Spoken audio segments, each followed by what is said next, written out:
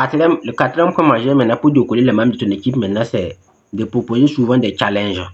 Tu peux dire que dans 7 mois, si quelqu'un arrive à faire un chiffre d'affaires de 12 millions, je vais lui donner un billet d'avion pour voyager à Dubaï. Ça peut être un challenge. Donc, ça dépend des produits que vous vendez. Il y a des produits, il y a des entreprises où les produits, même c'est 500 000, 600 000.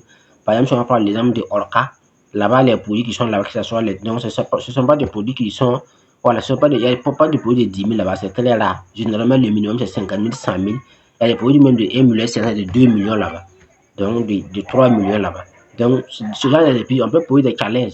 Si quelqu'un arrive à faire un chiffre d'affaires de 15 millions ou de 20 millions, il a un budget de voyage. Ou si quelqu'un arrive à faire un chiffre d'affaires de 5 millions, il y a une moto de 800 000 francs ou une moto de 600 000. Ça peut être un challenge. Ou si quelqu'un arrive à faire un chiffre d'affaires de 3 millions ou de 1 million, il a un bonus de 50 000 ou il est sur un salaire. Donc, en tout cas, doit toujours proposer des challenges pour les membres de ton équipe, pour les pousser à donner le meilleur d'eux-mêmes. Les challenges est l'un des éléments les plus importants qui fait travailler les individus. Et les statistiques disent que les grands sportifs n'arrivent pas à battre un record seul.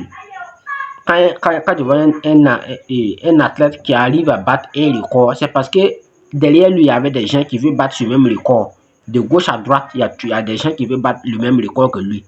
Donc le gars, il n'a pas le choix. Il est obligé de travailler jour et nuit, coûte que coûte, pour pouvoir battre ce record, afin d'être le seul meilleur. Il y a également l'histoire même de Usain Bolt, celui qui a couru les 100 mètres là en 8 secondes. Lui, son histoire est qu'il s'est entraîné pendant 4 ans, tous les jours, pour pouvoir battre ce record. Mais il n'était pas le seul. Il y a des gens aussi qui voulaient battre ce record. C'est-à-dire dépasser, pouvoir courir les 100 mètres en moins de 8 secondes. Mais comme il sait ça, c'est pour qu'il s'est préparé pendant 4 ans, tous les jours, pour pouvoir courir 8 secondes en 100 mètres plat. Donc, tu dois aussi mettre des challenges, dans ton équipe ou dans ton entreprise pour pouvoir faire travailler les ressources humaines. Parce que dès lors qu'il n'y a pas de challenge, il n'y a pas de concurrence, ça ne va pas décoller. Même au niveau du rap. Qu'est-ce qui fait décoller? Qu'est-ce qui fait même que le rap même se développe? C'est parce qu'il y a des challenges, il y a des clashs. Il faut que tel rappeur clash tel rappeur, et tel rappeur aussi se lève, et puis il clash tel rappeur.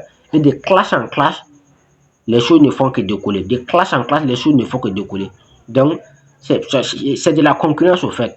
Tu me clashes, je te clash, c'est comme ça dans le rap. C'est pourquoi le rap ne fait qu'évoluer. Donc, si tu veux que ton entreprise se développe, tu dois mettre des challenges pour pouvoir pousser les membres à faire la concurrence, à vouloir se dépasser. En voulant se dépasser, ils vont se faire du bien sans se rendre compte. Voilà ce que je voulais voir dans cette vidéo concernant les 4 points majeurs pour développer ton business au niveau de la ressource humaine. Si tu es Adama Sawarou, si vous voulez, et ils connaissent le chemin.